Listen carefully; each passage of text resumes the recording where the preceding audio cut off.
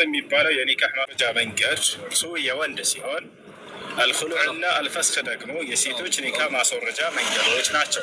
ሲቆረቁሩላችሁ ይመጣል። አሁን ወደ ማብራሪያው እንሂድ። ዲጂታል ካርታ ለማሰራት አጦላቅ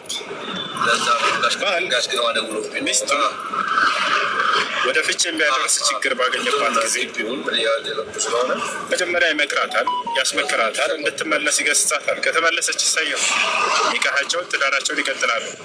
አይ አልመለስም ካለችና ወደ ፍች የሚያደርሳቸው ከሆነ የዛኔ ፈትቼሻለሁ የሚለው ቃል በመናገር ይህ ኒካን ያወርዳል። አጦላቅ ይባላል። ጠለቅቱኪ ይላታል፣ ፈትቼሻለሁ ይላል። ሁለተኛው ኒካ የማስወረጃ መንገድ አልኹሉዕ ነው። ይህ ደግሞ የሴቶች ኒካ የማስወረጃ መንገድ ነው። ሴት ልጅ ባሏ ላይ ችግር ባገኘችበት ጊዜ መክራው አስመክራው ከተመለሰ ሰየው፣ አልመለስም ብሎ በዚያው ካመፀ ወደ ፍች የሚያደርስ ከባድ ችግር ከደረሰ የዛኔ ኒካሁን አውርድ ትለዋለች። ኹሉዕ ታስደርጋለች። የማውረድ ግዴታ አለበት፣ ዋጅብ። አላህ ስብሐነሁ ወተዓላ በቁርአን ላይ ፈኢምሳኩም ቢማዕሩፍ አው ተስሪሑን ቢኢሕሳን ስላለ ሴቶችን ስታገቧቸው ጊዜ ወይ በጥሩ አስተዳድሯቸው፣ ካልቻላችሁ በሰላም ልቀቋቸው ስላለ ማስተዳደር ካልቻለ ይሄ ሰውዬ ኒካህ የሚያስፈታ ችግር ላይ ከደረሰ የዛኔ ፍታኝ ካላቸው የመፍታት ግዴታ አለበት። እሺ ይሄንን አልፈታም ካለስ ባል አልፈታም ካላት ቀጥታ ሶስተኛ ኒካ የማስወረጃውን መንገድ ትጠቀማለች። እርሱ ምንድን ነው? አልፈስኽ ነው። እሱ ቤት ነው የሚሆነው፣ ሸሪዓ ፍርድ ቤት ነው። ባሏ በኹሉዕ በሚባለው ኒካ ማስወረጃ መንገድ ኒካን አላወርድም ካለ ከዚያ በኋላ ቀጥታ ወደ አቅራቢያ ወደሚገኝ ሸሪዓ ፍርድ ቤት ሄዳ በባህሌ ላይ እንዲህ አይነት ነገር አገኘሁኝ፣ እኔም እንዲስተካከል መከርኩት፣ ገሰጽኩት፣ ሊመለስም አልቻለም። እናም ኹሉዕ እንዲያደርግ ኒካውን እንዲያወርድ ጠይቄው ነበር፣ እምቢ ብሏል። እናንተ ኒካ እንድታወርዱልኝ ይፈልጋለሁ ትላቸዋለች። የዛኔ ሸሪዓ ፍርድ ቤት ቃዲው ይጠራዋል፣ ጥሪ ያደርግለታል። ይህን መድሪያ ይሰጣትና ይዛለት ትሄዳለች። የዛኔ ተጠርቶ ይቀርባል። ያለችው እውነት ከሆነ ፍታ ይለዋል የሸሪዓ ፍርድ ቤት ቃዲ። ይሄን ባል ፈትቻለሁ እንዲል ያደርገዋል። አይ አልፈታም ብሎ አምጾም ቢቃላ የሸሪዓ ፍርድ ቤቱ ቃዲ ያን ኒካህ የማውረድ ስልጣን ተሰጥቷል ከነብዩ ሰለላሁ ዐለይሂ ወሰለም ዘንድ። ስለዚህ ኒካውን አውርደንልሻል ብሎ የፍች ወረቀት ጽፎ ይሰጣታል። ኒካሁ በዚህ መንገድ ይወርዳል ማለት ነው። ስለዚህ ኒካ ማስወረድ አትችልም ሴት ልጅ የሚባለው ስህተት ነው፣ ስህተት ነው። ኒካ የማስወረጃ መንገዶች ሶስት ናቸው። አጦላቅ፣ አልኹሉዕ ወልፈስኽ። አንድ ብቻ ነው የወንድ እድል። እንዳውም ጦላቅ የሚለው ነው። ኹሉዕ እና ፈስኽ ኒካ ማስወረጃ መንገዶች የሴቶች ናቸው። ይሄ ነው። እሺ መፍታት ምናምን የማትችለው እንደ ክርስትና ነው። ሴት ልጅ እንደ ክርስትና ሴት ልጅ ባሏ ከፈለገ የፍች ወረቀቷን ጽፎ ይስጣት ነው የተቀመጠው። በቃ ሌላ የለም። ይሄ ነው። እሷ መፍታት አትችልም። ወደ ስለ ፍች በተናገረ ጊዜ እግዚአብሔር መጽሐፍ ቅዱስ ላይ ባል ሚስቱን ቢፈታት ምን እንጂ ያለው ልትፈታው የሚል የለም። ወፍ የመፍታት ስልጣን ያለው ወንድ ልጅ ብቻ ነው እንደ መጽሐፍ ቅዱስ። ይሄ ነው። እንደ እስልምና ከሆነ ግን ሴት ልጅ ራሱ ፍች የማስደረግ መንገድ አላት፣ ተቀምጦላታል። ኹሉዕ፣ ፈስኽና ጦላቅ ናቸው ሶስቱ የኒካ ማስወረጃ መንገድ። አንዱ የወንድ ሲሆን ሁለቱ ኒካ የማስወረጃ መንገድ ደግሞ የሴቶች ናቸው። ይህን ይመስላል። እሱ አብረን ኒካ 13 ወር መለያየት አለብን እንዴ? መጀመሪያ በስህተት ላይ ወድቃቸው ነው 3 ወር ይላሉ አንዳንድ ዕለሞች፣ ሌሎች ደግሞ አንድ ሀይድ እስክታይ በቂ ነው ይላሉ። ትክክለኛው ግን አንድ ሀይድ እስክታይ በቂ ነው የሚለው። ምክንያቱም ነቢያችን ሰለላሁ ዐለይሂ ወሰለም በጦር ምርኮ ላይ የተማረኩ ሴቶችን አስመልክተው ከእነርሱ ጋር ህይወትን ለመጀመር አንድ ሀይድ እስክታይ ጠብቁ ብለው ሐዲስ ላይ ተናግረው፣ ስለዚህ አንድ ሀይድ ካየች በቂ ናቸው ልጅ ወደ አላህ ተወት አድርገው ስላለፈው ከዚያ በኋላ ኒካህ አስረው መኖር ይችላሉ ማለት ነው። እሱ የጀናባ አስተጣጠብ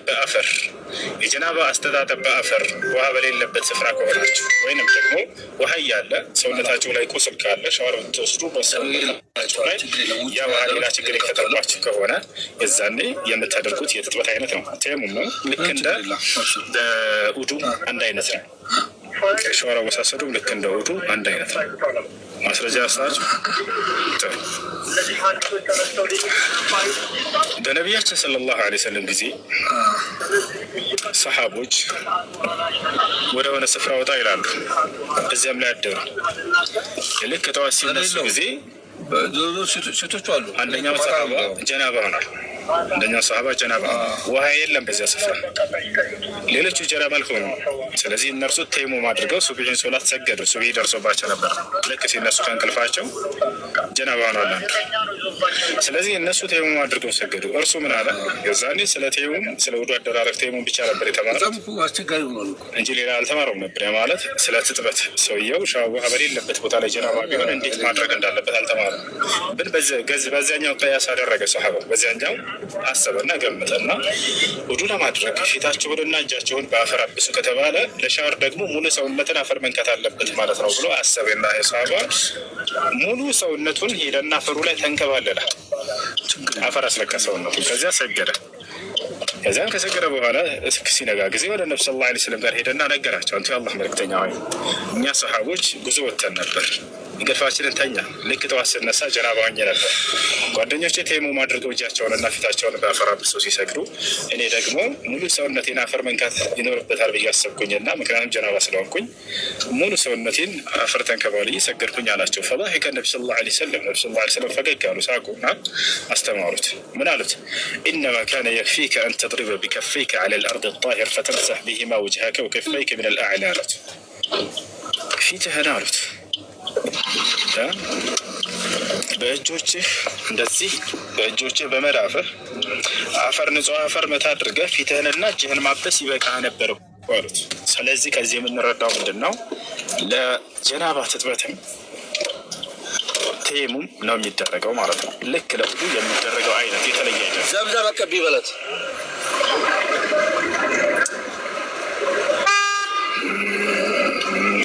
إنما يخشى الله من عباده العلماء.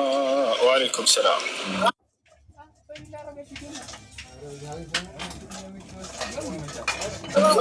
ዘምዘም አንተ ዘምዘም አለ ስንት አንድ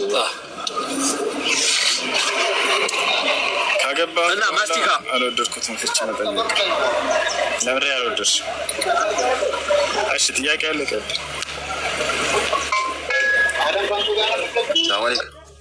አለይኩም ሰላም።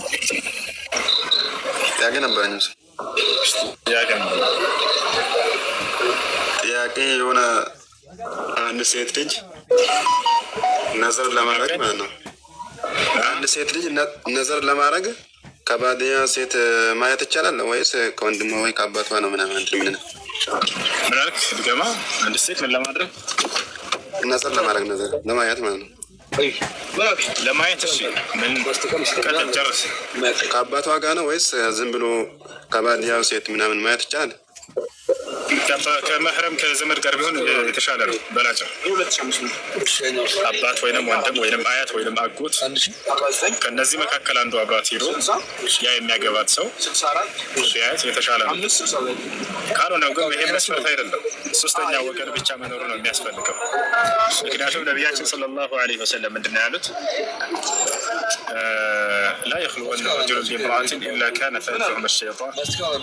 አንድ ወንድ ከአንዲት ሴት ጋር ለብቻቸው ገንጠል ያለ ቦታ ተቀምጦ ሶስተኛቸው ሰይጣን ሊሆን እንጂ ብለዋል። ስለዚህ ሶስተኛ አካል መኖሩ ነው እንጂ መስፈርቱ እዚህ ቦታ ላይ መህረም መሆን አለበት መስፈርት የለም። ቢሆን ግን የተሻለ ነው፣ ቢሆን የተሻለ ነው። አባታ ወይ ወንድሟ ቢሆን አይ ማሻአላህ አለይክ ማስቲካ ገብቷል።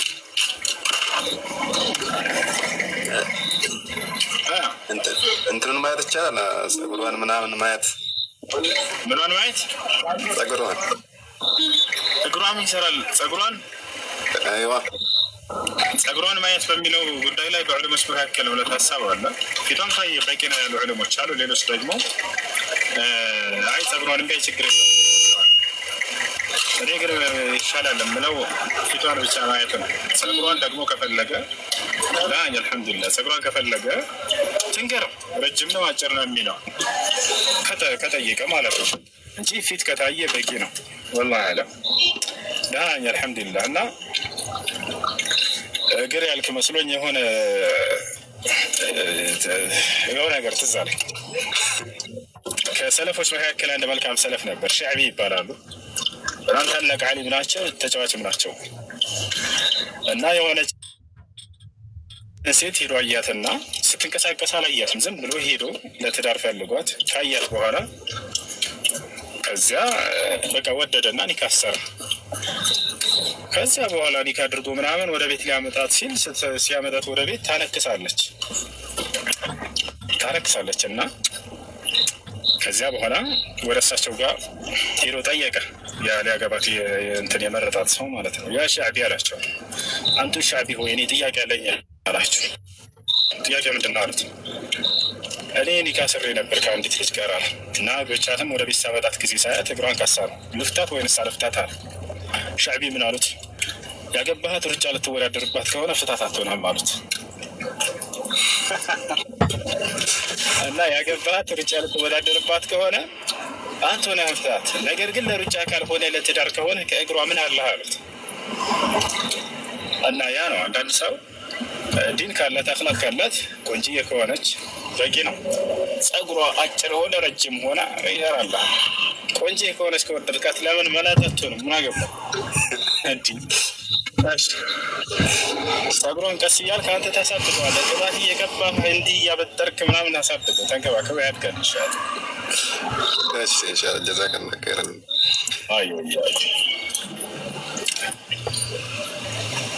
ያ ሰላም ያ ሰላም ያ ሰላም ያ ሰላም ያ ሰላም። አለይኩም ሰላም ወረሕመቱላሂ ወበረካቱ። እሺ የሆነ አንድ ወንድ አለ፣ ሚስት አለው፣ ልጅም ወልዷል። ማሻአላህ። እና ያ ልጅ የሆነ ከቤቱ እናቱ ምን ያለችው መሰለ፣ የሚስቱ አባት አለ። የሚስቱ አባት የዚህኛው ልጅ እናት አጥብታ አሳድገዋለች እና ይህንን አያውቅም። የሆነ ጊዜ ላይ እንደ ቀልድ ነገረችው እና የሚስትህን አባት እኮ አጥብቻ አሳድጌዋለሁ ምናምን ስትለው ደነገጠ። ይህ አሁን እንዴት ይታያል? ልጅ ምን ማድረግ አለበት ማለት ግልጽ አድርገው ባጭሩ። እስኪ ያገባት ሰውየው የጥቢ እህቱ እንዳያገባው ለማለት ፈልገህ ነው? የጥቢ ሳይሆን የሚስቱ አባትየው ማለት ነው፣ አማቹ እሱ የዚህኛው ልጅ እናት አጥብታ አሳድገዋለች። አልገባኝም። አላቸዋል ልጅየው አለ አይደለ? ሚስቱ አለች።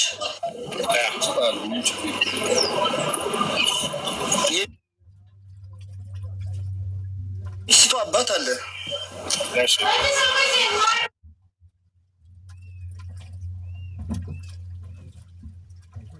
የሚስቱን አባት የዚህኛው ልጅ እናት ነች አጥብታ ያሳደገችው። ይህንን አያውቅም ነበር የባልየው ማለት ነው። የባልየው እናት ያማቹ የሚስቱን አባት አጥብታ አሳድገዋለች። እንዴት አድርጌ ላብራራለህ? ለምሳሌ ልንገርህ፣ አንተ አለ በዛ መንገድ ሊድ ሚስትህ አለች። ከዛ ያንተ የሚስትህ አባት አለ። የሚስትህ አባት ማለት ነው። የሚስትህ አባት ያንተ እናት አጥብታ አሳድገዋለች።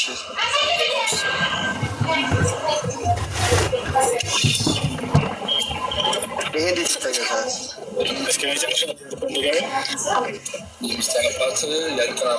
አንተ አለ፣ ሚስትህ አለች። ከዛ የሚስትህ አባት ያንተ እናት የሚገናኘው ነገር የለም። የልጆችን ትዳር የሚበትን የሆነ የትዳይነት አይደለም። ልጅ ስለወለደ ይሄ ልጅ በጣም ተጨነቀ። ሪያሊቲ ትክክለኛ የተፈጠረ ነገር ነው። እስኪ ገብተኝ የሚመልሰዋለን እንደተረዳው ከሆነ ልጆችን ትዳር የሚበትንባቸው አይደለም። እስኪ የሚያስረዳ ሰው ያስረዳል። በተፈጥሮ የተገረዘ ሰው መልሶ ማስገረዝ አለበት ወይ? ላ አይገረዝም። ግርዘት ብሎ ማለት ከብልት ጫፍ ላይ ያለችዋ ተለጣፊ ስጋ እሷን መቆረጥ ነው። ያ የሌለው ከሆነ በተፈጥሮ የተቆረጠ ከሆነ ሌላ እንትን አይለም ገረዛ ይጠበቅበት ሚያስ ሰላም አለይኩም ሁሱ ማለት ሰላም ጥያቄ ነበረኝ። የህዝብ ማመላለሻ ታክሲ አለችኝ እና እንደዛ ነው የምሰራው እና እዛ ቦታ ላይ የሆነች ተገልጋይ ቦርሳ ጥላ ወርዳ ነበር እና ቦርሳውም ውስጥ ገንዘብ አለ እና ሴትዮዋን እያፈላለኩት ነበረ። ኦልሞስት አሁን 1 ወር ከ15 ቀን ምናምን ሆነ ላገኛት አልቻልኩም። ምን ማድረግ ነው ያለብኝ? እሺ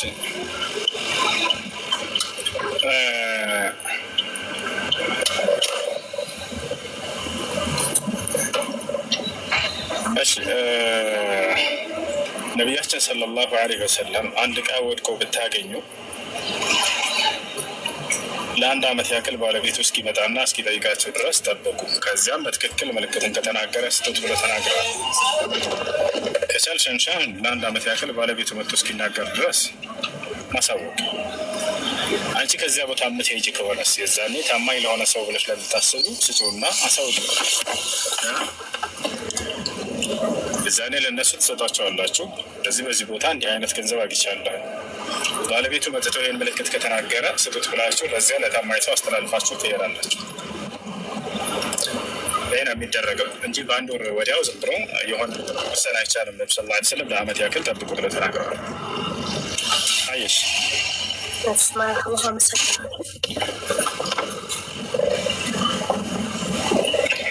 እሺ ወንድሜ ይኸውልህ ማን ያለ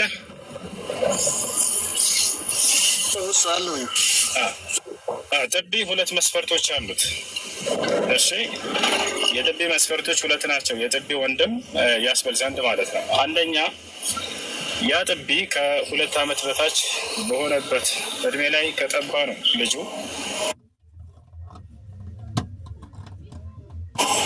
የጥቢን ሕክም የሚያስይዘው። ሁለተኛው መስፈርት ምንድን ነው? 5 እና ከዚያ በላይ መጥባት አለበት። ከ5 ጊዜ በታች ከሆነ አንድ ጊዜ ሄዶ አንድ ሰው የሆነ ህፃን ልጅ የሆነችን እናት ሄዶ አንድ ጊዜ ጠባ አድርገው የ2 ጊዜ ጠብቶ ቢመለስ ይህ የጥቢን ወንድምነት የሚያስይዝ አይደለም። 5 እና ከዚያ በላይ መሆን አለበት። እነዚህ ሁለቶችን መስፈርቶች ያሟላ ከሆነ የዛኔ ነው የጥቢ ወንድምነትን የሚያስከስተው። ከዚያ ውጭ ከሆነ ግን የጥቢ ወንድም ሊሆን አይችልም። በእነዚህ መስፈርቶች የተሟላ ጥቢ ከሆነ ወንድምነትን ያስይዛልና ሰው የጥቢ እህቱን ሊያገባ በፍጹም አይፈቀድለትም። አላህ ስብሐነሁ ወተዓላ በቁርአን ላይ ወአኸዋቱኩም ሚነ ረዳዓ ስላለ ሱረቱ ኒሳ ላይ ማግባት የማይፈቀዱ ሴቶችን ሲናገር ሑሪመት ዐለይኩም ኡመሃቱኩም ወበናቱኩም ወአኸዋቱኩም ወዐማቱኩም ወኻላቱኩም ወበናቱ ልአኺ ወበናቱ ልኡኽት ወኡመሃቱኩም አለቲ አርደዕነኩም ወአኸዋቱኩም ሚነ ረዳዓ ይላል። እነዛን ያጠቧችሁን እናቶቻቸውን እንዳታገቡ አለ። ቦታቻለ አይደለ? ሁለተኛ የጥቢ እህቶቻቸውንም እንዳታገቡ ብሎ ተናግሯል። የጥቢ እህት ልጅ እንዳገባህ ነው ይሄ ደግሞ የሚያሳይ። ስለዚህ ይህ ኒካህ በሁለቱ መስፈርቶች የተሟላ ከሆነ የጥቢ ሁኔታ ውድቅ ይሆናል ማለት ነው። ሁለቱም መስፈርቶች ካላሟላ ግን ውድቅ አይሆንም። ወላሂ አለም አጠራሽ ሂደህ ጠይቃቸው ሰውየውን አንተ ከዚህ ሴት ስትጠባ ጊዜ 2 ጥቢ ማን ነው 5 ጊዜ ጠብተሃል ወይ? እንዲሁም ደግሞ ስትጠባ ጊዜ እድሜህ ከ2 ዓመት በታች ባለው ጊዜ ነበር ወይ ብለህ ጠይቀው። አላህ ሱብሓነሁ ወተዓላ ይህንን ነገር ጊዜ መስፈርቱ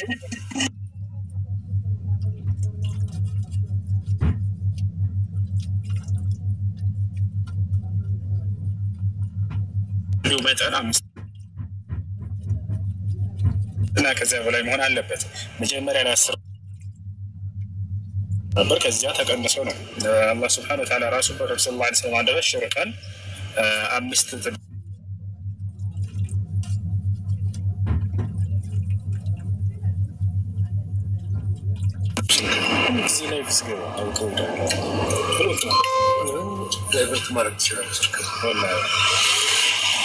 እሺ እና እንዳልኩ ልጅየው ከ2 ዓመት በታች ነው ጥቢውን የጀመረው ነው የተባለው። ይህን ጠይቀን ነበር። ከ2 ዓመት በታች ነው። እሺ እንደዚያ ከሆነ የጠባው ጊዜ ደግሞ ከ5 ጊዜ በላይ ነው ማለት ነው አይደለ? ሄሎ እሷ ራሱ ማለት ነው ጥቢ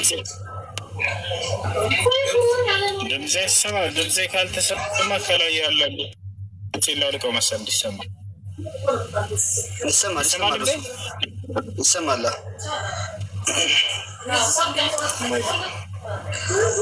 ኔትወርክ የተቆራረጠ መሰለኝ። ስለነበር ነው መሰለኝ። አሁን ይሰማል? አሁን ይሰማል አይደል? ይሰማል። አሁን ይሰማል። ከልብስ እንደርብኝ ነው በጣም የሞቀኝ ስለነበር ነው። አሁን ደግሞ መነጽር ሳደርግ በደንብ ይሰማል። አሸኛ ጥያቄ ምን ነበር?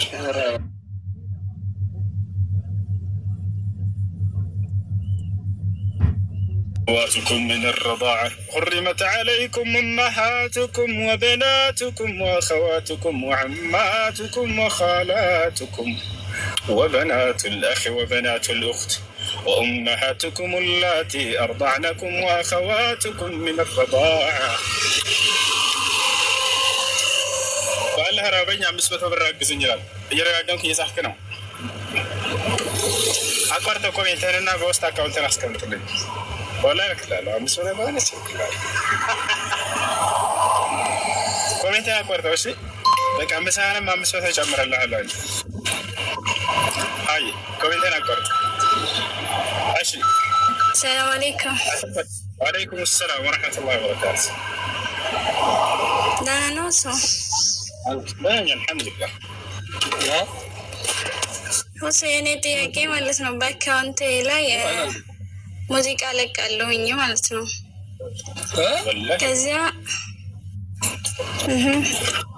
ከዚያ ባሌ አትልቀቂ ይለኛል በተደጋጋሚ አጥፋና እንደገና ደግሞ ለቃለሁ። ከዚያ በጣም በተደጋጋሚ ብዙ ጊዜ ነግሮኛል። አሁን ለቅቄ አጥፊ ሲለኝ አላጠፋም አልኩት። ካላጠፋሽ ፈዝቼሻለሁ አለኝ እና እኔ ከወርዷል ያኔ እኔ ባጠፋም ባላጠፋም